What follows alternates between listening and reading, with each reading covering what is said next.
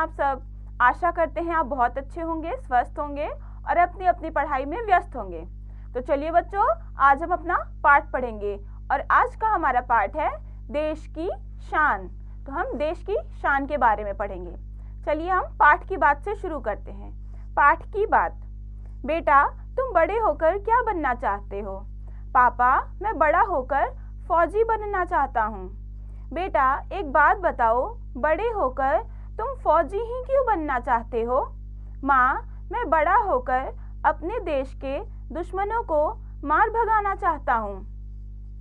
तो बच्चों, इसमें अपने माता पिता अपने बच्चे से बात कर रहे हैं और वो पूछ रहे हैं कि वो बड़ा होकर क्या बनना चाहता है, और बच्चा बताता है कि वो फौजी बनना चाहता है और क्यों बनना चाहता है। तो चलिए अब आगे देखते हैं। देखो, समझो और करो। चित्र देखकर उनके नाम लिखिए। तो बच्चों, यहाँ चित्र दिए गए हैं और उनको देखकर हमें उनका नाम लिखना है। जैसे ये पहला चित्र किसका है? तो पहला चित्र फौजी का है, तो हम यहाँ फौजी लिखेंगे। ऐसे ही आपको बाकी के चित्र देखने और उनके नाम लिखने हैं। तो चलिए बच्चों, कविता पढ़ते हैं। आओ कविता पढ़ें।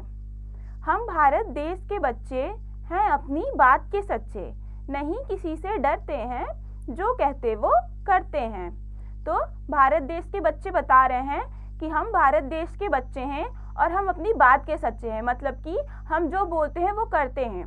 नहीं किसी से डरते हैं, हम किसी से नहीं डरते हैं, जो कहते वह करते हैं, हम जो कुछ भी कहते हैं वो करते हैं। हिंदू मुस्लिम सिख ईसाई सब आपस में भाई भाई, भेदभाव से दूर रहकर हम मिलजुल कर रहते हैं। तो हम भारत के देश के बच्चे, तो उसमें हिंदू मुस्लिम सिख ईसाई सब हैं, तो वो सब भेदभाव को भूलकर आपस में मिलकर एक दूसरे के साथ अच्छे से रहते हैं। माता पिता का करके आदर, सदा बड़ों का कहना सुनकर, जीवन अपना सफल बनाकर देश का नाम हम करते हैं। और जो भारत के बच्चे हैं वो माता पिता का कहना सुनते हैं, उनका आदर करते हैं और अपना जीवन सफल बनाकर देश का नाम रोशन करते हैं। तो हमने ये कविता पढ़ी भारत के बच्चों के बारे में। अब बताओ, आपस में भाई भाई कौन है? तो बताइए बच्चों, कौन है आपस में भाई भाई? तो हिंदू मुस्लिम सिख ईसाई आपस में हैं भाई भाई। रोचक बात, तिरंगे के बीच बने हुए प्रगति चक्र में 24 तीलियां होती हैं। तो हमने रोचक बात पढ़ी कि तिरंगे के बीच में जो प्रगति चक्र होता है उसमें 24 तीलियां होती हैं। चलिए अब हम इस पाठ का अभ्यास करें। श्रुतलेख। भारत, बच्चे, सच्चे, हिंदू मुस्लिम, भेदभाव, बड़ों, जीवन, सफल, देश। मौखिक। निम्नलिखित प्रश्नों के उत्तर बताइए। तो बताइए बच्चों, अपनी बात के सच्चे कौन है? कौन है अपनी बात के सच्चे? तो भारत देश के बच्चे अपनी बात के सच्चे हैं। ऐसे ही आपको दूसरा प्रश्न भी करना है। हम आगे करेंगे बहुविकल्पीय प्रश्न। OMR शीट में सही गोले को भरिए। क, बच्चे किस देश के हैं? तो भारत देश के हैं, इंग्लैंड देश के या जापान? तो कहाँ के बच्चे हैं? भारत देश के बच्चे। तो पहला विकल्प सही है, हम वहाँ OMR शीट में गोले को भरेंगे। ऐसे ही आप आगे भी सही विकल्प ढूंढकर गोले को भरिए। आगे हम करेंगे लिखित प्रश्न।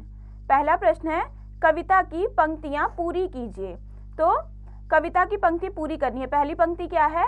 माता पिता का करके आदर। तो जैसे ये कविता में है माता पिता और वहां से हमने पंक्ति पूरी की, ऐसे ही आप आगे भी कविता देखकर इस पंक्तियों को पूरी कीजिए। दूसरा प्रश्न है, कविता की पंक्तियों को क्रमानुसार व्यवस्थित कीजिए।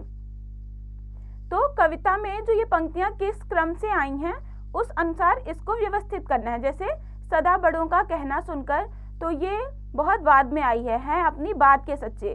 तो ये सबसे पहले होगा, क्योंकि हम भारत देश के बच्चे हैं अपनी बात के सच्चे, ये दूसरी लाइन है, तो यहाँ पे पहला क्रम होगा। ऐसे ही आप आगे भी इसको देख के कविता के अनुसार इसको क्रमानुसार व्यवस्थित करेंगे। प्रश्न 3 है, निम्नलिखित प्रश्नों के उत्तर लिखिए। क, भारत देश के बच्चे कैसे हैं? तो कैसे हैं बच्चों?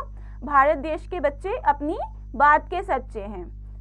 ऐसे ही आप कविता में से प्रश्नों के उत्तर ढूंढकर यहाँ लिखेंगे। भाषा की बात।